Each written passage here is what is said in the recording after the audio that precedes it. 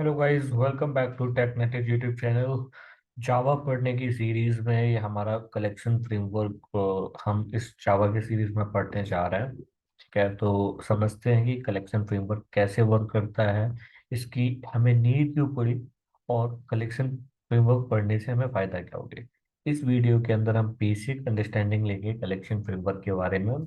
आगे आने वाले वीडियोस में हम एक एक इंटरफेसेस और क्लासेस के बारे में पढ़ेंगे via implementing them in code. Okay, तो चलो स्टार्ट करते हैं। तो जैसा कि हम जानते हैं कि कलेक्शन हमारा जावा का एक पार्ट है। ठीक है, जावा का तो कलेक्शन कि टर्म से ही पता पड़ता है कि ग्रुप ऑफ सम ऑब्जेक्ट्स और ग्रुप ऑफ समथिंग। ओके, तो कलेक्शन का जो वर्क, कलेक्शन फ्रेमवर्क हमेशा डेटा को manipulation, searching, sorting, insertion, deletion, updating के लिए ही करा जाता है। ठीक है, तो जनरली हम पढ़ते हैं डेटा स्ट्रक्चर के अंदर लिंक्ड इन, सॉर्टिंग, ये सारी चीजें हम कुछ ना कुछ इंटरफेसेस और क्लासेस के बेसिस पे करते हैं इस कलेक्शन कलेक्शन फ्रेमवर्क के जरिए। ठीक है, जैसे कि एक एग्जांपल ले लेते हैं कि हमें टिकट लेनी है। ठीक है, और टिकट लेते वक्त हमारी क्यू लगती है, तो वो एक डेटा स्ट्रक्चर है, उसको भी हमने इम्प्लीमेंट किया है कलेक्शन फ्रेमवर्क के अंदर। ठीक है, और कई तरीके के डेटा स्ट्रक्चर होते हैं जिसमें की वैल्यू पेयर होते हैं, उसको भी हम कलेक्शन फ्रेमवर्क के थ्रू इम्प्लीमेंट करा जा सकता है। तो कलेक्शन, हमने ये चीज अलग अलग ना पढ़ के इस सबको एक pre defined architecture capable of storing a group of element, इसको हमने कुछ इस तरीके से जावा ने हमें प्रोवाइड कराया ताकि हम केवल कलेक्शन पढ़ने से हमारी सारी चीजें सॉल्व हो जाए। हमें अलग अलग किसी चीज को पढ़ने की आवश्यकता नहीं है, सब एक ही बार में फिनिश हो जाएगा। ठीक है, तो पर इससे आगे बढ़ने से पहले तुम्हें तीन चीजों के बारे में पता होना चाहिए: ऑब्जेक्ट, क्लास, इंटरफेस। कि ऑब्जेक्ट क्या है, क्लास क्या है, इंटरफेस। अगर आप यहाँ तक पहुंचे हो कलेक्शन फ्रेमवर्क पढ़ने, तो डेफिनेटली आप ये ऑलरेडी पढ़ चुके होंगे कि ऑब्जेक्ट क्या होता है, क्लासेस क्या होती हैं, इंटरफेसेस क्या होते हैं। ओके, मैंने वीडियोस भी बनाई हैं, जाओ चेक करो, देखो। नहीं समझ में आता तो किसी और वीडियो से देख लो, पढ़ लो, उसके बाद कलेक्शन फ्रेमवर्क पढ़ो। तो किसी भी चीज को पढ़ने से पहले तुम्हारे दिमाग के अंदर ये चीज बात होनी चाहिए कि तुम्हें पढ़ना क्यों है। अगर तुम्हें ये क्लैरिटी नहीं है कि पढ़ना क्यों है, तो फिर पढ़ने का मतलब नहीं कोई। ठीक है, तो वाई टू लर्न और कलेक्शन फ्रेमवर्क। तो सबसे पहला पॉइंट जो आता है कलेक्शन पढ़ने के लिए, वो है ऑर्गेनाइजेशन। तुम्हें कलेक्शन फ्रेमवर्क हेल्प करता है ऑर्गेनाइज और मैनेज ग्रुप को, ग्रुप ऑफ ऑब्जेक्ट्स को मैनेज करने में। ठीक है, बेसिकली ये तुम कह सकते हो it's like having a neat tool box having different type of data. Basically different kind of data है, तो उससे तुम्हें प्ले करने के लिए, उसको मैनेज करने के लिए एक बहुत ही सिंपल यूनिफाइड वे बना दिया है कलेक्शन। इसको यूज करो, कोई ना कोई क्लास मिल जाएगी, कोई ना कोई इंटरफेस मिल जाएगा जो तुम्हारी प्रॉब्लम को सॉल्व करने में हेल्प करेगा। कंसिस्टेंसी क्या है?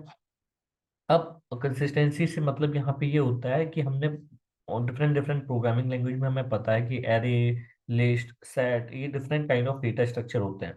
ठीक है, और उनके लिए हमें डिफरेंट डिफरेंट टाइप से इम्प्लीमेंटेशन उसकी करनी पड़ती है, उनके डिफरेंट मेथड होते हैं। अब कलेक्शन ने क्या करा, कलेक्शन ने कुछ इंटरफेसेस बनाए, उस कुछ इंटरफेसेस के सेम मेथड्स बना दिए और उनको अपनी अपनी क्लासेस में इंप्लीमेंट कर दिया।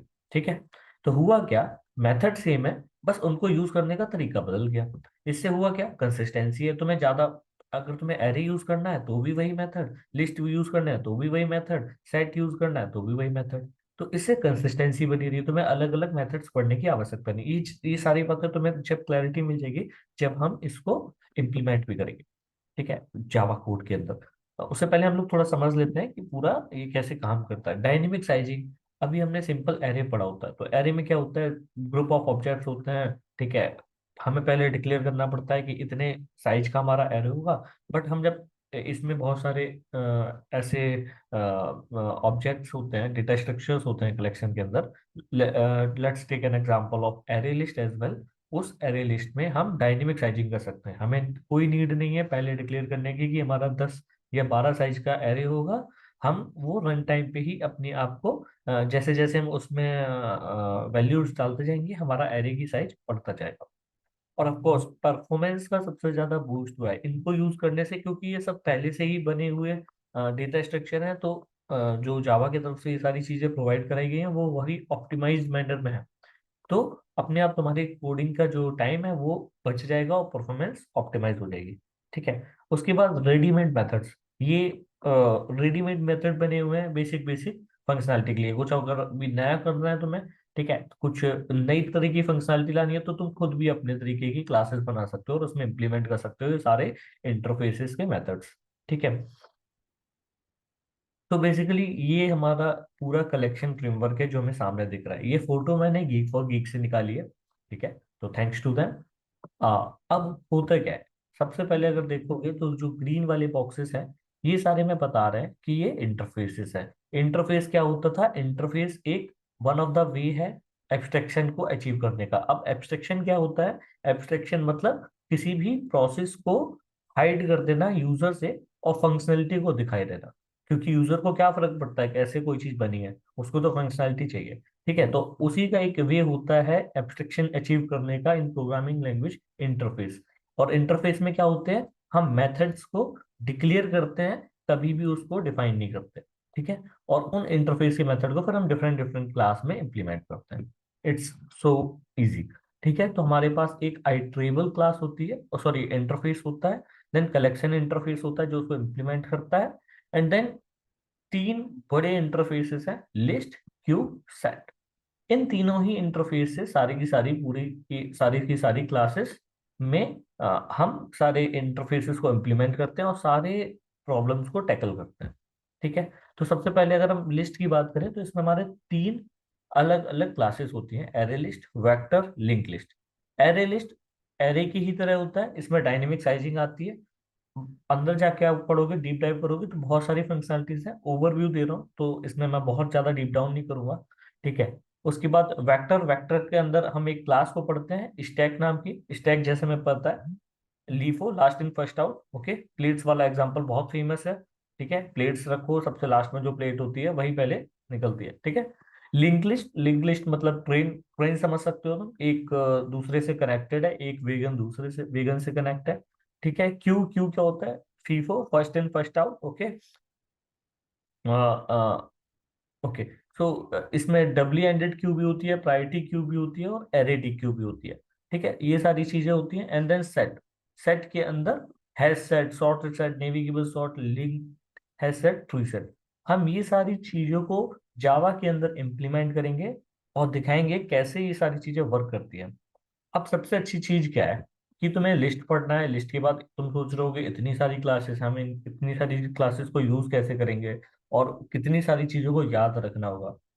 सो इजी, क्योंकि लिस्ट, क्यू, सेट, इन तीनों में ही सेम नाम के, सेम नाम के, जैसे लिस्ट, लिस्ट को अगर तुम्हें इम्प्लीमेंट करना है तो कुछ कॉमन मेथड होते हैं फॉर ऑल क्लासेस। मतलब इन इंटरफेसेस में कुछ मेथड लिखे हैं और उन मेथड को हमने क्लासेस के अंदर डिक्लेयर डिफाइन करा है। तो जैसे कि add, add all, size, remove all. Add का मतलब होगा किसी सिंगल एक पर्टिकुलर वैल्यू को एक लिंक लिस्ट में डाल देना।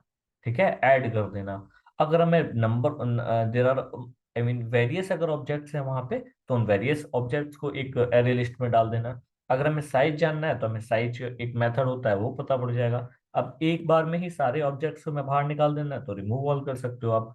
फिर क्लियर करना है, अगर बिल्कुल क्लियर करना है तो आप क्लियर यूज कर लो। आइटरेट इज जस्ट एक लूप की तरह की, आपको जितने भी उसके अंदर ऑब्जेक्ट्स हैं या वैल्यूज हैं, ओके, एक एरे लिस्ट के अंदर वो सारी आइटरेट कर लो। रिवर्स का मतलब sorting, reverse, reverse sort. Okay, कि आप पहले A to B C, A B C लिखा तो देन सी बी ए कर दो।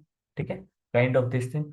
तो ये मेथड सारी क्लासेस के लिए सेम होंगे, चाहे हम एरे लिस्ट में इंप्लीमेंट कर रहा हूँ चाहे वो लिंक लिस्ट में इंप्लीमेंट कर रहा हूँ। ठीक है। तो सारे इंटर कलेक्शन इंटरफेस में हमारे मेथड्स लिखे हुए हैं जो कि सारे इंटरफेस जितने भी मेथड्स हैं वो सबके लिए सेम है।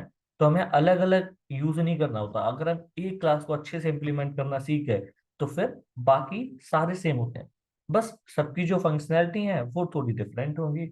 तो हुआ क्या, अगर तुम बेसिक चीज समझो कि हमें कलेक्शन फ्रेमवर्क पढ़ने से फायदा क्या हुआ। पहले क्या होता था, अगर हमें एरे लिस्ट या लिंक लिस्ट, लिंक लिस्ट पढ़ना है तो लिंक लिस्ट के अलग मेथड्स होते थे। स्टैक पढ़ना है तो स्टैक के अलग मेथड्स होते थे। एरे लिस्ट पढ़ने तो एरे लिस्ट के अलग मेथड होते थे। बट अभी क्या हुआ, कलेक्शन फ्रेमवर्क ने हमें कुछ नंबर ऑफ मेथड्स दे दिए, नंबर ऑफ मेथड्स बहुत सारे हैं जो कि सेम है। अब तुम्हें चाहे एरे लिस्ट इंप्लीमेंट करनी हो, चाहे तुम्हें मैप यूज करना हो, चाहे हैश सेट यूज करना हो, चाहे तुम्हें क्यू यूज करनी हो, इन सब में मेथड सेम है। बस उनकी जो फंक्शनैलिटी है, उनके जो फीचर है, उनके अकॉर्डिंग वो वेरी कर सकते हैं। तो वो जब तुम इंप्लीमेंट करोगे तो तुम्हें याद करने की जरूरत नहीं है, अपने आप खुद ब खुद याद हो जाएंगे। ठीक है। एक और तरीके का इंटरफेस होता है जो कि मैप इस के अंदर है नहीं, वो भी काफी ज्यादा यूज होता है, उसको भी मैं बताऊंगा in upcoming videos. Okay. So thank you all, please share and subscribe our YouTube channel that is Technetive, and let us know अगर तुम्हें कोई चीज समझ नहीं आ रही है। ठीक है। तो please let us no in the comment box that कैसा लग रहा है हमारा ये पूरा कलेक्शन फ्रेमवर्क का video. Just let me know. Thank you guys.